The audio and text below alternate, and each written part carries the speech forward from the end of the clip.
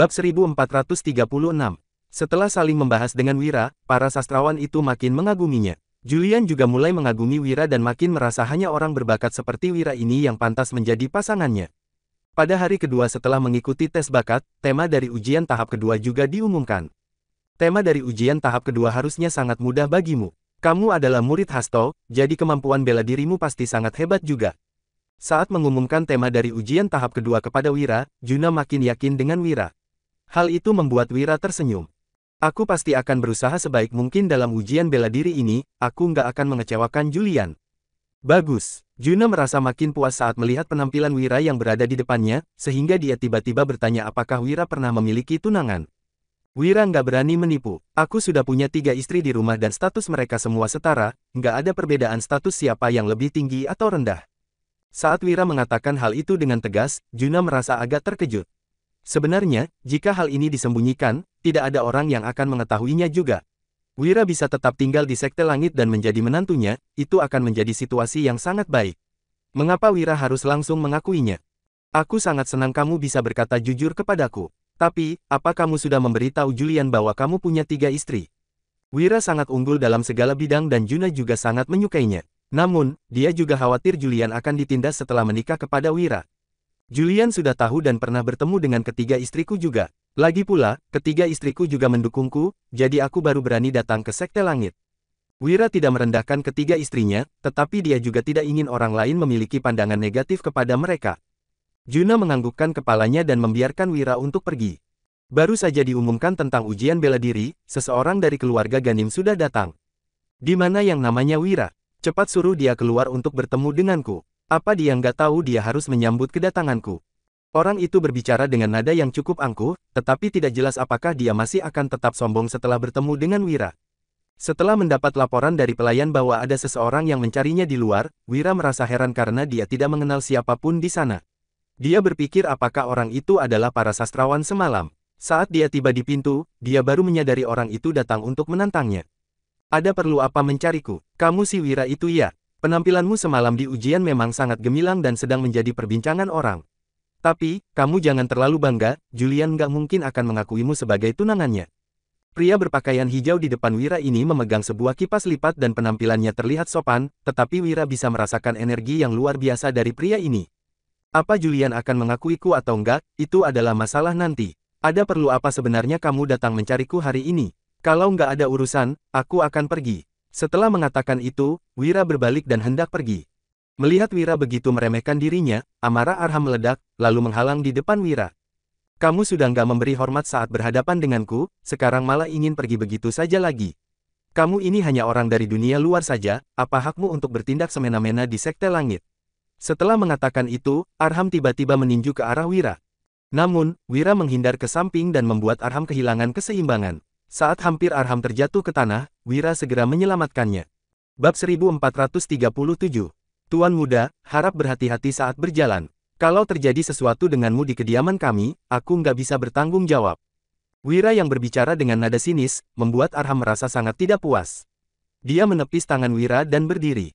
Kamu ini hanya orang dari dunia luar saja, berani-beraninya menyentuh aku. Apa kamu pikir kamu bisa berkuasa hanya karena sedikit berbakat saja? Jangan bermimpi, akulah orang yang paling cocok menjadi pasangan gadis suci. Arham mengeluarkan kipas lipat dan menghalang di depannya dengan tatapan yang menantang. Wira tidak marah saat mendengar perkataan Arham, karena dia tahu Julian tidak akan pernah berhubungan dengan orang seperti itu. Tuan muda, kalau kamu datang hari ini hanya untuk mengatakan hal-hal seperti ini, silakan pulang. Wira berdiri dan hendak pergi, dia merasa benar-benar menghabiskan waktunya saja berbicara dengan orang seperti itu. Arham merasa sangat kesal karena dia diabaikan oleh Wira sekali lagi. Dia mengambil batu di sampingnya dan segera melemparkannya ke arah Wira. Kekuatannya tidak kalah dari Wira, karena mereka berada di tingkat yang sama. Namun, Wira langsung menangkap batu yang dilemparkan Arham tanpa menoleh dan langsung melemparkannya kembali hingga batu itu menancap dengan keras pada pilar di samping Arham. Tuan muda, kamu sebaiknya nggak sewenang-wenang di pun kamu sini. Kalau nggak perlu aku bertindak akan langsung ditundukkan. Wira tidak berbalik, tetapi perkataannya terdengar mengancam. Jika Arham masih terus membuat keributan, dia bersedia bertindak terlebih dahulu mewakili orang-orang di kediaman. Dia akan memastikan Arham tidak bisa berdiri dan harus keluar dalam keadaan berbaring hari ini. Entah kenapa, Arham juga merasa ketakutan mendengar ancaman pria dari dunia luar di depannya ini. Oleh karena itu juga, dia merasa tidak senang dan makin membenci Wira. Kalau begitu, kamu coba saja. Kita lihat siapa yang lebih hebat. Setelah mengatakan itu, Arham bersiap untuk menyerang, tetapi Wira tidak berniat untuk bertarung dengannya. Tepat pada saat itu, Julian tiba di samping mereka. Apa yang terjadi? Saat melihat Arham ingin menyerang Wira, Julian tanpa sadar langsung menghalang di depan Wira. Kejadian itu langsung membuat Arham merasa sangat kesal. Dia berpikir mengapa gadis suci begitu melindungi pria dari dunia luar ini. Apakah ada hubungan tersembunyi di antara mereka? Namun, dia merasa hal itu tidak mungkin. Gadis suci harusnya tidak pernah bertemu dengan Wira. Gadis suci, sebaiknya kamu menjauhi pria ini, niatnya nggak sepolos yang kamu pikirkan. Kata Arham kepada Julian sambil menarik kembali niatnya untuk menyerang Wira. Julian berbalik dan melihat Wira yang masih tersenyum menatapnya. Sekarang Tuan Wira adalah tamu ayahku. Tuan muda bisa seperti ini kepadanya, berarti tidak menghormati keluarga Triaji, kan? Julian tidak merespons perkataan Arham. Namun, karena perkataan Julian itu juga, Arham merasa sangat cemburu. Dia berpikir mengapa pria seperti itu bisa mendapatkan perlindungan dari gadis suci, sedangkan dia mendapatkan tatapan kebencian dari gadis suci. Tentu saja nggak seperti itu, tolong gadis suci jangan salah paham. Kejadian hari ini mungkin hanya sebuah kesalahpahaman. Gadis suci, jangan marah, aku akan memberitahu ayahku tentang perkataanku hari ini setelah pulang nanti. Kalau Tuan Wira nggak puas, silakan datang mencariku di kediamanku. Kalau nggak, anggap saja semua perkataanku hari ini nggak berarti. Tatapan Arham terlihat sedikit lebih tenang dan akal sehatnya juga sudah kembali. Ini adalah kediaman keluarga Triaji, dia tentu saja tidak boleh bertindak sembarangan. Namun, jika Wira menolak niat tawarannya, dia menjadi memiliki alasan untuk meminta bantuan dari ayahnya untuk mengambil tindakan terhadap keluarga ini. Setelah memberi hormat kepada Julian, dia bersiap untuk pergi, tetapi Wira tiba-tiba berbicara. Bab 1438. Tuan muda nggak perlu tunggu jawabanku, aku bisa memberitahumu sekarang. Aku nggak suka dengan tawaranmu dan nggak akan menerimanya juga. Mendengar nada Wira yang tenang, Arham mengepalkan tinjunya. Dia tidak menoleh dan hanya tersenyum, lalu melambaikan tangannya dan pergi. Setelah Arham pergi, Julian memandang Wira dengan khawatir, tetapi Wira meyakinkannya dengan tersenyum. Sebenarnya ada apa dengannya? Kenapa dia datang ke kediaman kita? Apa tadi kamu bertengkar dengannya? Kalau bukan karena pelayan yang melapor, aku nggak tahu dia datang. Bukan masalah besar juga, dia hanya datang untuk mengatakan hal yang nggak penting. Wira tidak berniat memberitahu perkataan Arham tadi kepada Julian, karena tidak ingin Julian makin terbebani. Julian memang sudah merasa cemas saat mendengarnya ingin berpartisipasi dalam lomba mencari jodoh. Jika Julian mengetahui kejadian ini, Julian pasti akan makin melarangnya berpartisipasi dalam lomba. Kalau terjadi sesuatu, sebaiknya kamu segera memberitahuku. Aku tahu mungkin ini nggak berarti apa-apa bagimu, tapi kamu sedang di kediamanku. Kalau terjadi sesuatu denganmu, aku juga akan kesulitan menjelaskannya. Tenang saja, hal ini nggak berarti apa-apa bagiku. Lagi pula, kultivasi orang tadi setingkat denganku. Kalau kita benar-benar bertarung, aku juga nggak pasti akan kalah. Setelah mendengar perkataan Wira yang meyakinkannya, Julian tetap mengernyitkan alisnya. Wira tidak ingin melihat Julian begitu mengkhawatirkannya. Kamu sangat mengkhawatirkanku ya, apa kamu menyukaiku? Julian tidak menyangka Wira akan tiba-tiba mengatakan perkataan itu. Wajahnya langsung memerah dan memukul Wira dengan ekspresi yang malu. Nggak usah sok tahu, kamu adalah tamuku, jadi aku mengkhawatirkanmu. Jelas-jelas Julian menyukai Wira, tetapi dia tidak berani menyatakan perasaannya. Mungkin juga karena statusnya yang istimewa, sehingga dia tidak bisa mengungkapkan perasaannya dengan mudah. Wira memandang Julian sambil tersenyum dengan nakal. Ekspresinya sudah cukup jelas memberitahu Julian untuk tidak perlu berpura-pura lagi, karena dia sudah mengerti. Julian berbalik dengan wajah yang memerah dan tidak memedulikan Wira lagi. Kalau kamu terus seperti ini, aku nggak akan memedulikanmu lagi. Setelah mendengus, Julian bersiap untuk pergi, tetapi Wira segera meraih pergelangan tangannya. Aku hanya merasa suasananya terlalu tegang, jadi aku ingin membuatmu lebih santai. Sekarang kamu sudah merasa lebih baik, kan? Tenang saja, nggak peduli apapun yang mengadang di depan, aku pasti akan menyelesaikannya, kata Wira dengan nada yang lebih lembut. Setelah mendengar perkataan itu, Julian tanpa sadar langsung tersenyum. Mungkin karena Wira bisa membuatnya merasa tenang, sehingga dia baru perlahan-lahan mulai menyukai Wira. Wira mengantar Julian kembali ke kamarnya, lalu bersiap untuk kembali ke halamannya. Tepat pada saat itu, terdengar suara pedang dari udara dan dia segera menghindarinya. Siapa itu? Wira menatap dengan tajam ke arah energi pedang itu berasal dan melihat seorang pria berjubah hitam turun dari atas dengan wajah yang mengenakan topeng. Aku adalah orang yang datang untuk merenggut nyawamu. Setelah selesai berbicara, pria berjubah hitam itu mengayunkan pedang di tangannya dan menyerang Wira. Wira tidak memiliki senjata, sehingga dia hanya bisa terus menghindari serangan pria itu. Yang mengejutkannya adalah tidak ada seorang pun di halaman itu. Dari mana datangnya pria berjubah hitam ini? Bab 1439. Sombong sekali. Hanya dengan melihat kemampuannya saja, kultivasi pembunuh itu harusnya lebih tinggi daripada Wira. Namun, pembunuh itu terlalu sombong dan ini bisa menjadi kelemahannya. Kalau begitu, kita lihat apakah yang kukatakan itu benar atau enggak. Pembunuh itu tiba-tiba mengubah pola serangannya. Dia mulai bermain-main dengan Wira dan tidak menggunakan gerakan membunuh seperti sebelumnya. Kesalahannya ini juga yang memberikan kesempatan kepada Wira. Wira segera kembali ke dalam kamarnya dan mengambil tongkatnya. Hahaha, apa senjatamu itu hanya sebuah tongkat usang saja. Setelah melihat Wira mengambil sebuah tongkat, pembunuh itu tertawa bahagia hingga suaranya memenuhi seluruh halaman. Waktu sudah berlalu cukup lama, masih tetap tidak ada pelayan yang datang ke tempat itu. Wira berpikir apakah terjadi masalah di halaman yang lain, sehingga semua pelayan bergegas ke halaman itu. Dia mendengus. Jangan meremehkan tongkat itu, mungkin selanjutnya pembunuh itu akan dipukul hingga babak belur. Hanya dengan tongkat ini saja sudah cukup untuk menyelesaikanmu. Pertempuran segera dimulai dan serangan Wira sangat cepat, tetapi arah serangannya cenderung ke bawah. Mungkin karena menyadari niat Wira, ekspresi pembunuh itu menjadi sangat buruk.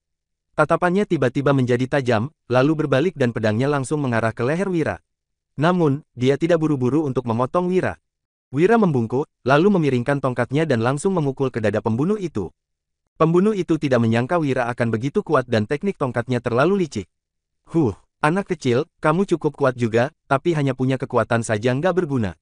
Biar aku ajari kamu apa itu kemampuan bela diri yang sebenarnya. Pembunuh itu mengarahkan pedangnya di depannya, lalu mengiris tangannya sendiri hingga darahnya memenuhi lubang bulat di gagang pedang. Kemudian, dia segera bergerak ke belakang Wira sekali lagi. Wira menendang ke samping, tetapi ditangkis oleh pembunuh itu. Keduanya bertarung dengan sengit, bahkan daun dari pohon di samping mereka juga berguguran. Dia melompat-lompat di atas atap dan tembok, sedangkan Wira mengikut di belakangnya sambil berpikir entah kemana Hasto berada dan mengapa masih belum datang membantunya. Saat Wira hampir mendekat, pembunuh itu membalikkan pedang di tangannya dan menendangnya hingga hampir mengenai pelipis Wira. Untungnya, Wira berhasil memblokirnya dengan siku. Pertarungan terus berlanjut dan suara bertarung mereka sangat bising hingga mengganggu Julian yang sedang beristirahat di dalam kamar. Dia membuka pintu kamarnya dan melihat kedua orang itu sedang bertarung di atas kamarnya.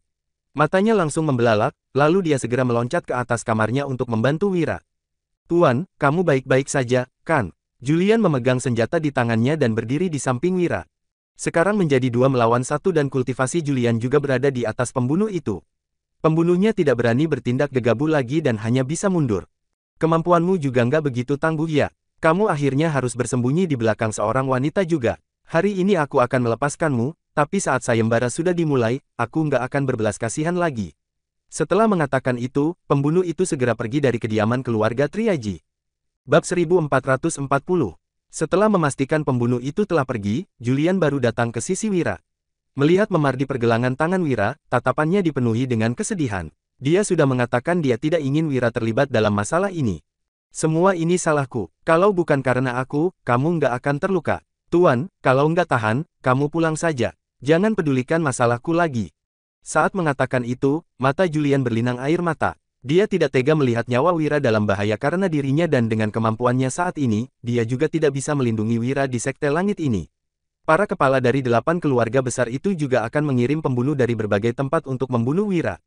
Julian, apa yang kamu katakan? Bagaimana mungkin aku mengabaikanmu? Meskipun kita berdua nggak bisa jadi suami istri, kamu ini juga adikku. Terjadi hal yang begitu besar, aku nggak mungkin membiarkanmu begitu saja. Hal ini bukan masalah besar, hanya memar kecil saja. Wira tidak terlalu peduli dengan lukanya dan melambaikan tangannya menunjukkan semuanya baik-baik saja. Sekarang, dia masih bisa bergerak dengan bebas dan tidak ada masalah serius. Namun, Julian menggigit bibirnya sendiri dengan kuat hingga berdarah. Melihat kejadian itu, dia merasa sedih dan membuka bibir Julian dengan paksa. Bukankah aku sudah bilang, aku benar-benar baik-baik saja, apa kamu nggak percaya kepadaku? Meskipun kamu mengkhawatirkanku, kamu juga nggak perlu menyiksa dirimu sendiri seperti ini. Lihatlah, kamu sudah menggigit bibirmu hingga berdarah. Tangan Wira mengelus bibir Julian dengan lembut dan menyeka darahnya yang mengalir, lalu memeluk Julian dengan erat. Saat berada di dalam pelukan Wira, pikiran Julian langsung menjadi kosong dan tidak memikirkan apapun lagi.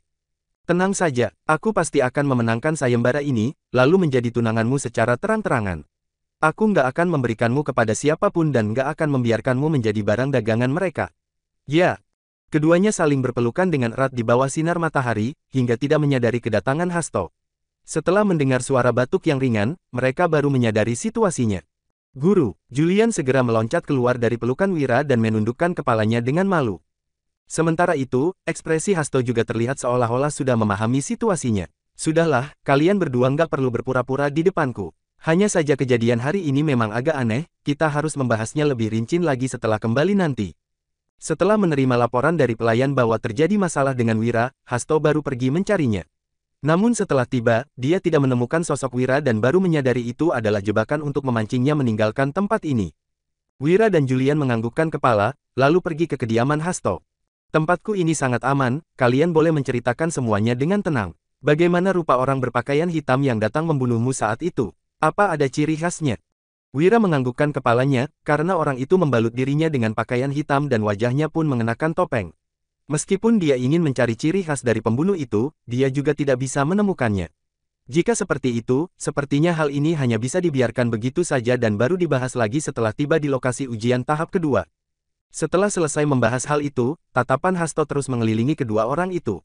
Katakanlah, apa sebenarnya yang terjadi dengan kalian berdua? Aku memang sudah tahu ada sesuatu di antara kalian, tapi ini pertama kalinya aku melihatnya secara langsung. Wajah Julian kembali memerah, sedangkan Wira hanya bisa menatap Hasto dengan tak berdaya. Kak Hasto, hal ini sulit untuk dijelaskan. Apanya yang sulit untuk dijelaskan? Masih ada apa lagi yang tersembunyi di antara kita? Hasto merangkul bahu Wira. Guru, aku masih ada urusan, aku pamit dulu. Bab 1441. Selesai mengatakan itu, Julian buru-buru pergi, hanya tersisa Wira dan Hasto di ruangan. Kak Hasto, kamu membuatnya ketakutan hingga kabur, ucap Wira sambil menatap Hasto dengan tidak berdaya. Muridku ini cerdas, tapi terlalu mudah malu. Jika benar-benar menikah denganmu, dia harus banyak berlatih, sahut Hasto yang mengelus-elus dagu sendiri. Kemudian, mereka mulai membahas kompetisi kedua. Entah siapa yang akan diutus oleh 8 keluarga terbesar untuk menjadi lawan Wira. Basis kultivasi mereka jelas sangat tinggi, bahkan sebagian besar di atasmu. Kalau sesuai aturan, mereka seharusnya mengutus seseorang yang basis kultivasinya hampir setara denganmu. Tapi, mereka bisa saja menipu. Hasto membantu Wira menganalisis. Wira mengangguk. Menurutnya, 8 keluarga terbesar ini tidak mungkin melakukan sesuatu yang akan merusak reputasi mereka. Bagaimanapun, ada begitu banyak orang yang menonton dan hasil pertandingan akan diumumkan kepada dunia luar. Yang paling dikhawatirkan Hasto adalah musuh merahasiakan basis kultivasi sendiri. Mungkin, Wira akan melawan musuh yang basis kultivasinya di atas dirinya. Jika bertemu musuh seperti ini, sebaiknya kamu langsung mengungkapkan kecurangannya di depan umum, jangan memaksakan diri, nasihat Hasto. Keduanya memiliki pendapat berbeda dalam hal ini. Wira menimpali, kalau bertemu yang seperti itu, aku akan mengalahkan mereka tanpa ragu sedikit pun. Kalaupun harus terluka parah, aku tetap harus menang. Masalah ini bukan lagi hanya berkaitan dengan Wira, tetapi juga menyangkut reputasi Julian. Jadi, dia harus menjadi pria yang pantas untuk Julian di mata semua orang. Hasto menggeleng dengan pasrah. Wira ini memang keras kepala, tapi tidak masalah. Kalau berhasil mengalahkan lawan yang basis kultivasinya lebih tinggi, dia bisa menjadi terkenal. Begini saja dulu untuk hari ini, kembalilah untuk beristirahat. Apa kamu terluka saat bertarung tadi? Aku punya obat, kamu bawa saja, ujar Hasto. Kemudian, dia berjalan ke samping untuk mengambil beberapa botol dari kotak. Ketika menyerahkannya, Wira malah menggeleng. Dia tidak butuh untuk sekarang, mungkin baru butuh setelah pertandingan berakhir.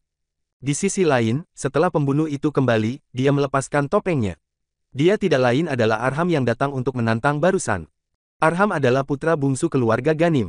Sejak kecil, dia sangat dimanjakan sehingga menjadi angkuh dan semena-mena. Dia selalu menghalalkan segala cara untuk mendapatkan sesuatu yang diinginkan.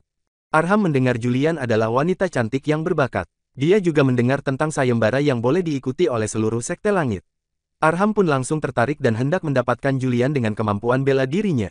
Namun, dia tiba-tiba mendengar kabar bahwa Hasto membawa seorang pria dari luar. Pria ini bukan hanya tampan, tetapi juga berbakat sampai berhasil menguasai teknik matahari besar yang bisa menyembuhkan penyakit Julian.